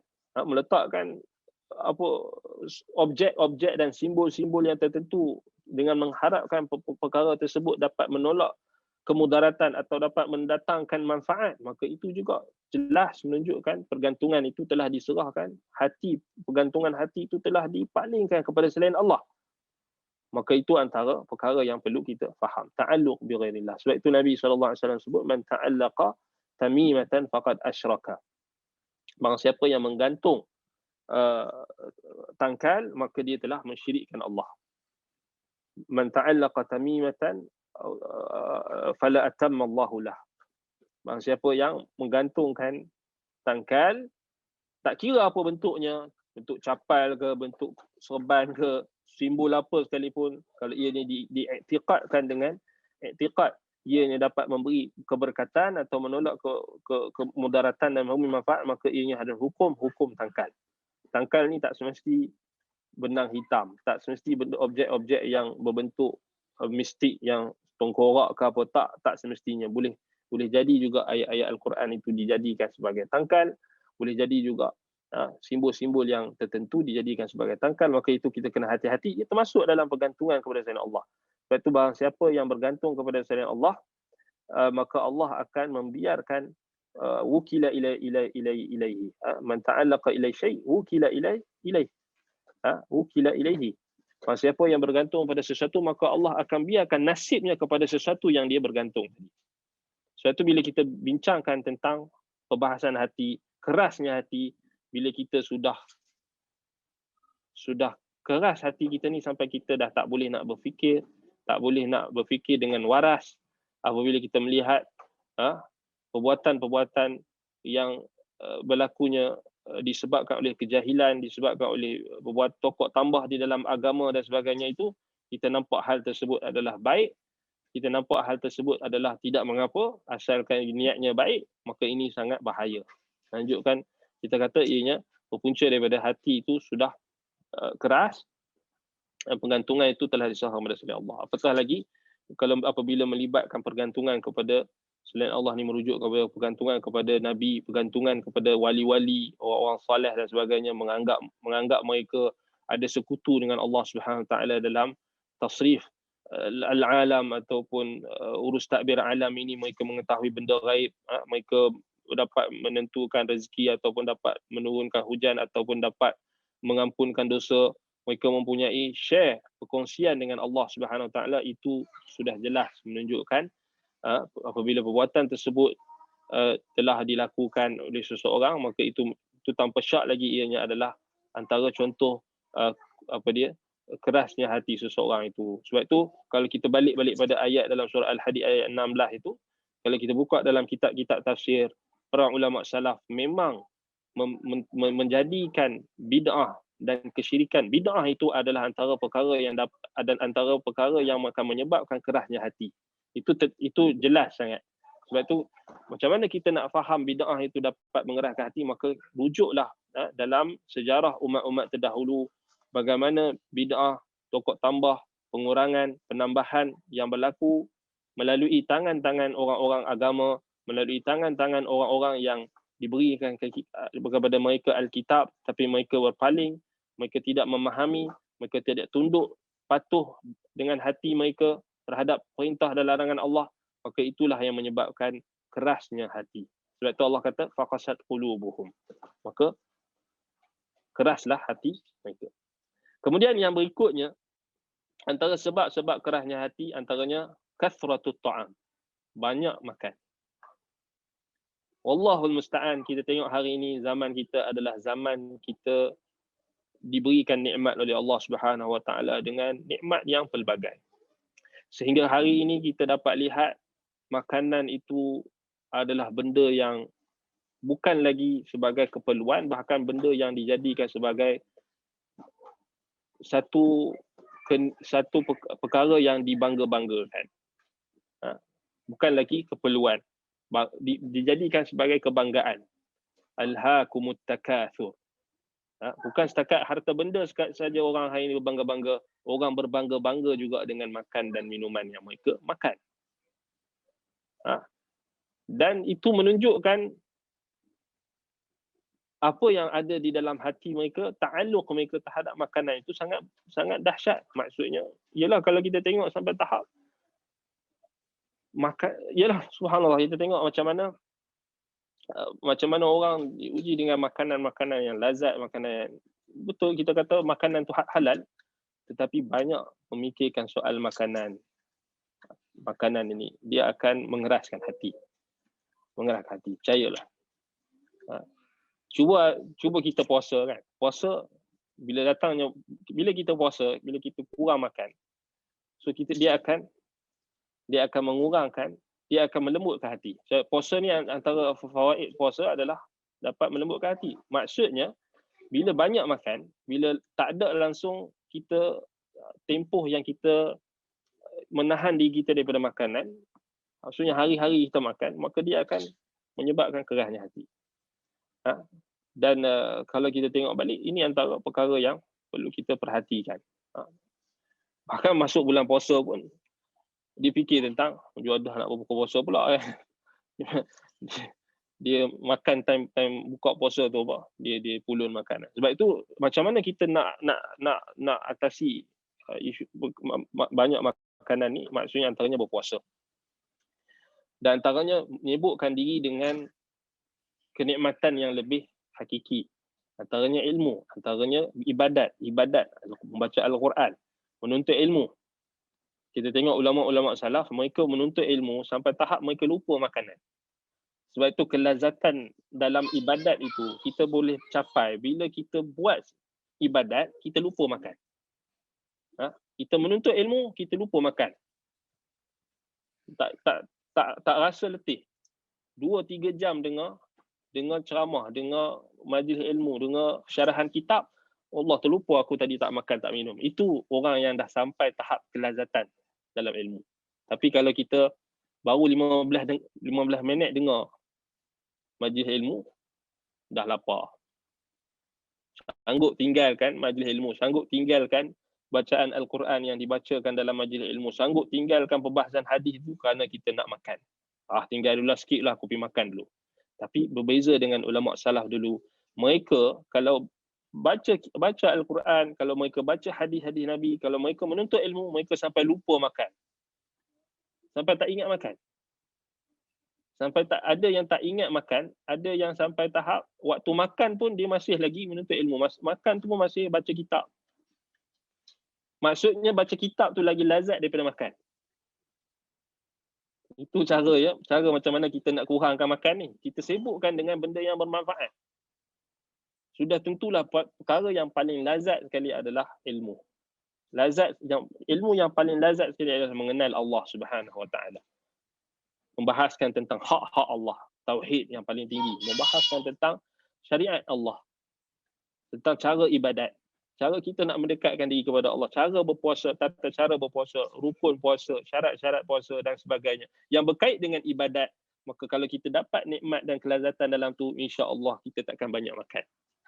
Tapi masalahnya bila kita kurang dalam perkara yang lebih bermanfaat tadi, bila kita dah kurang menuntut ilmu, kita kurang dalam beribadat, maka kita akan isi masa kita tu dengan banyak makan. Itu yang jadi masalah. Ataupun hari ni di combine kan, banyak makan sambil dengar majlis ilmu.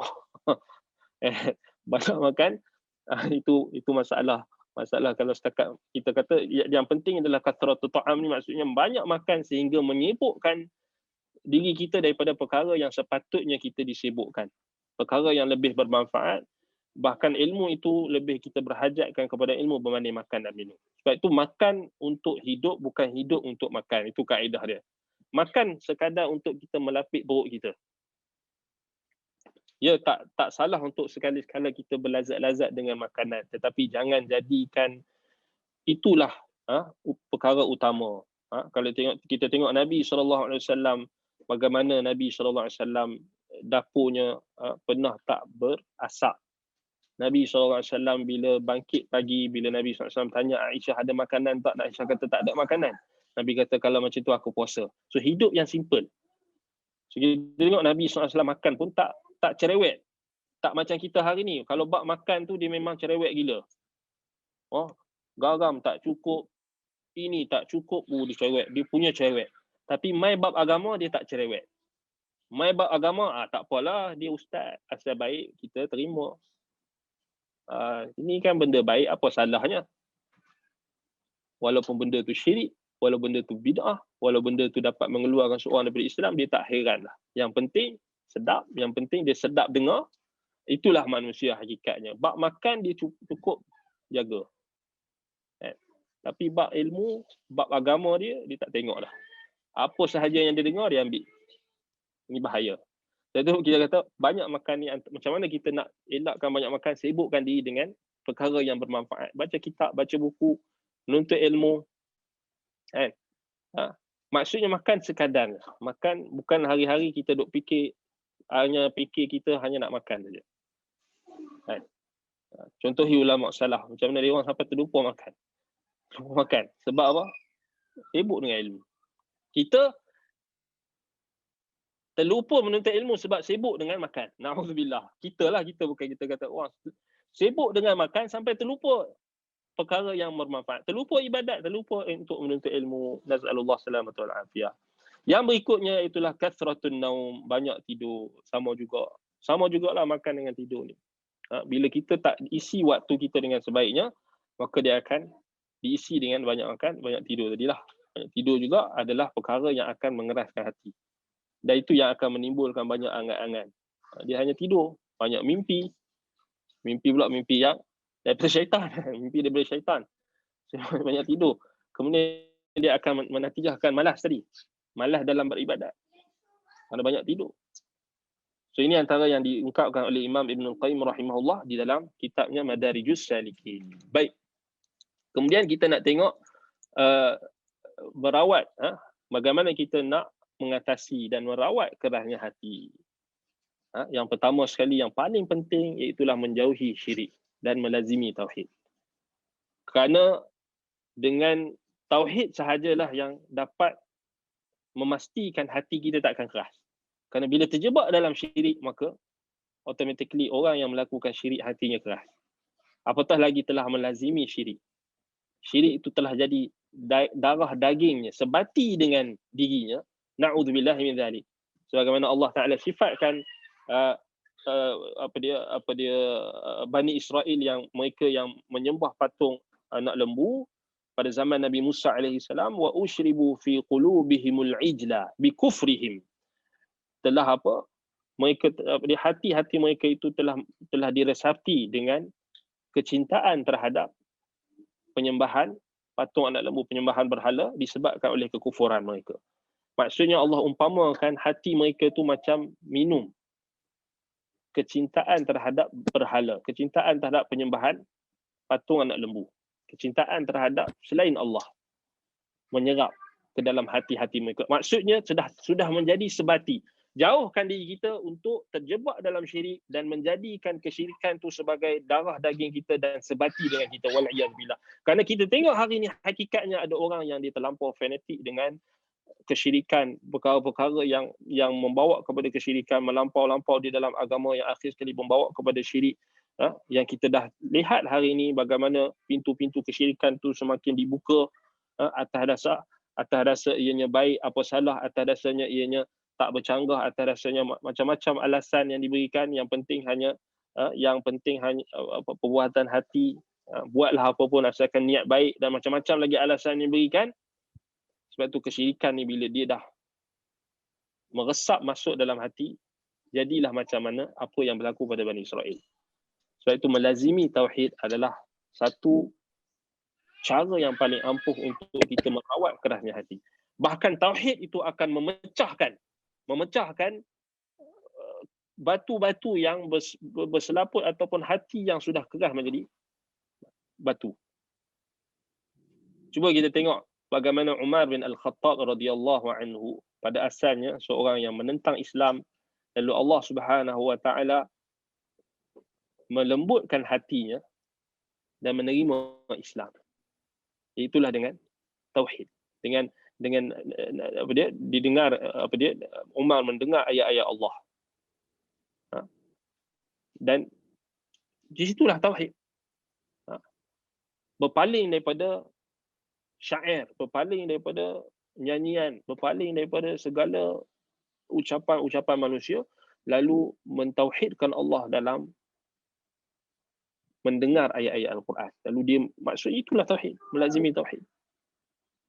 berpaling daripada selain Allah. Menjauhi bid'ah dan melazimi sunnah. Ini juga antara cara untuk merawat kerasnya hati, menjauhi perkara bid'ah dan melazimi. Kerana perkara bid'ah dia akan mengeraskan hati. Sebab itu Allah Subhanahu Wa Taala, Nabi SAW bagi tahu, innallaha hajaba taubah an sahibil bid'ah. Atau kama qala sallallahu alaihi wasallam. Sesungguhnya Allah Subhanahu Wa Taala menghijab, Allah menghalang, Allah menutup pintu taubat daripada pelaku-pelaku bid'ah. Kerana apa? Kerana bid'ah ini adalah perkara yang susah untuk ditinggalkan. Kerana pelakunya beranggapan mereka melakukan kebaikan. Wa yahsabuna annahum yuhsinuna sun'ah. Mereka menyangka mereka melakukan kebaikan. Tetapi mereka tak sedar. Fakam min muridin lil khair la yusibahu. Berapa ramai orang yang buat baik tetapi dia tak dapat kebaikan. Dan melazimi sunnah, kerana sunnah adalah an-najah. As-sunnatu najah. Sunnah itu adalah jalan keselamatan. Baik, kemudian melihat dan merenung akan ayat-ayat Allah. Melihat pada diri kita, melihat wa fi anfusikum afala tubsirun. Melihat pada ayat-ayat Allah, sama ada ayat-ayat syar'i ataupun ayat-ayat kauni, ayat-ayat Al-Quran. Bagi orang-orang beriman, melihat ayat-ayat Al-Quran, melihat tanda-tanda kebesaran Allah, kekuasaan Allah, langit dan bumi, matahari, bulan, bukit, gunung ganang, sungai, lautan. Lihat kepada haiwan, binatang yang Allah Ta'ala jadikan, tanda-tanda kebesarannya. Afala yanzuruna ilal ibli kaifa khuliqat. Lihat kepada unta, bagaimana Allah ciptakan. Lihat pada diri sendiri. Wa fi anfusikum afala tubsirun. Lihat apa tanda-tanda kekuasaan yang Allah Ta'ala telah jadikan pada diri kita dan pada alam sekeliling kita. Dan juga apa yang Allah Ta'ala utuskan melalui Al-Quran. Mengenali Allah dengan sebenar-benarnya. Ini adalah kunci untuk kita merawat kerasnya hati. Seseorang itu dia akan betul-betul kenal Allah bila dia menjadikan Allah Subhanahu Wa Taala sebagai satu-satunya tujuannya. Sebab itu nak kenal Allah mestilah kenal dengan Al-Quran, As-Sunnah dan juga apa yang ditunjukkan oleh sahabat. Bukan dengan perasaan kita. Itu kita kena faham. Bila kita tahu kita nak kenal Allah dengan cara kita, maka itu adalah salah satu daripada pintu-pintu kerasnya hati, ataupun pintu-pintu yang akan membawa kepada kerasnya hati. Bila kita berpaling daripada Allah sendiri, memperbanyakkan istighfar dan taubat. Ini maksudnya bila kita melihat kelemahan diri sendiri, kita melihat keaiban diri sendiri, maka itulah yang akan melunakkan dan akan melembutkan hati kita setelah ianya hampir-hampir keras ataupun sudah keras. Selalu bermuhasabah diri dan mencela diri kita sendiri, bermuhasabah diri, dan jangan kita melihat dan mencela orang lain, tetapi muhasabah diri kita dulu. Sebelum kita nak mencela dan melihat kekurangan orang lain, maka cela diri kita, muhasabah diri kita dulu. Mendengar nasihat dan pengajaran. Baik. Dan yang terakhir, kalau kita tengok dalam ayat surah Al-Hadid itu, Allah Subhanahu Wa Taala tutup pada ayat yang ke-17. Ini yang kita nak tutup juga untuk kuliah kita pada kesempatan ini.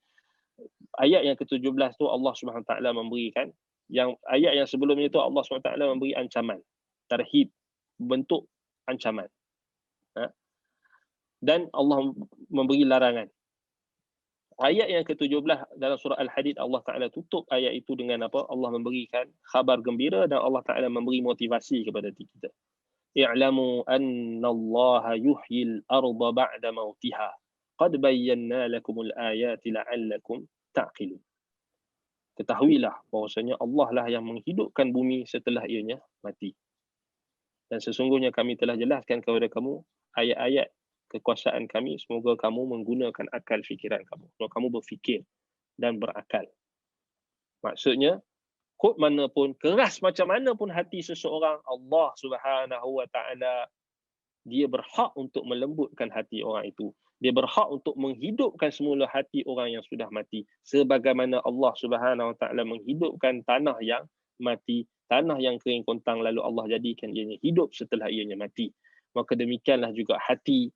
Kalau keras macam mana sekalipun, kita rasa hati kita keras macam mana pun, jangan kita berputus asa daripada rahmat Allah. Kembali kepada Allah. Jauhi perkara-perkara yang dia benci, jauhi perkara-perkara yang dia larang, lazimi perkara yang dia perintahkan dan ketaatan yang dia perintahkan. Dan yakinlah bahawasanya Allah Subhanahu Wa Taala akan menghidupkan hati yang sudah mati, dan Allah SWT akan melembutkan juga hati-hati yang sudah keras.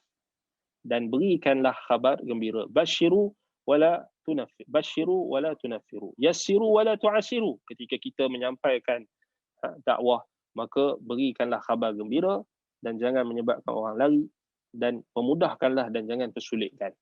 Maksudnya dalam konteks kita berhadapan dengan orang yang merasakan hatinya sudah keras, maka itu adalah satu nikmat. Bila kita sedar hati kita ni semakin keras, semakin lalai, semakin leka, maka itu nikmat sebenarnya. Supaya Allah SWT bagi kita, nak bagi kita sedar, nak bagi supaya kita bermuhasabah diri dan kita sedar kita ni akan kalau kita lupa diri kita, maka itulah yang melupakan diri sendiri, itulah antara permulaan yang paling menakutkan dan paling mengerikan kepada seseorang untuk dia terjebak dalam kerasnya hati.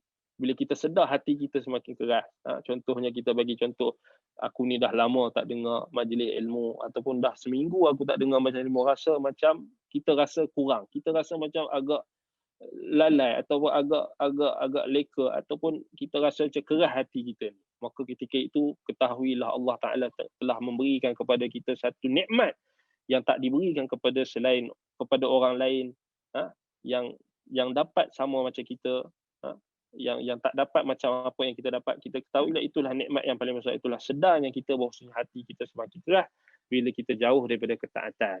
Sebab itu kita akan sentiasa adalah bila kita, contohnya orang yang melazimi majlis ilmu, bila seminggu contohnya 3-4 hari dia tak dengar majlis ilmu, dia tak dengar ayat-ayat Al-Quran, dia tak dengar pengajaran dan nasihat, dia akan rasa macam dah lalai, itu antara tanda-tanda hatinya lembut.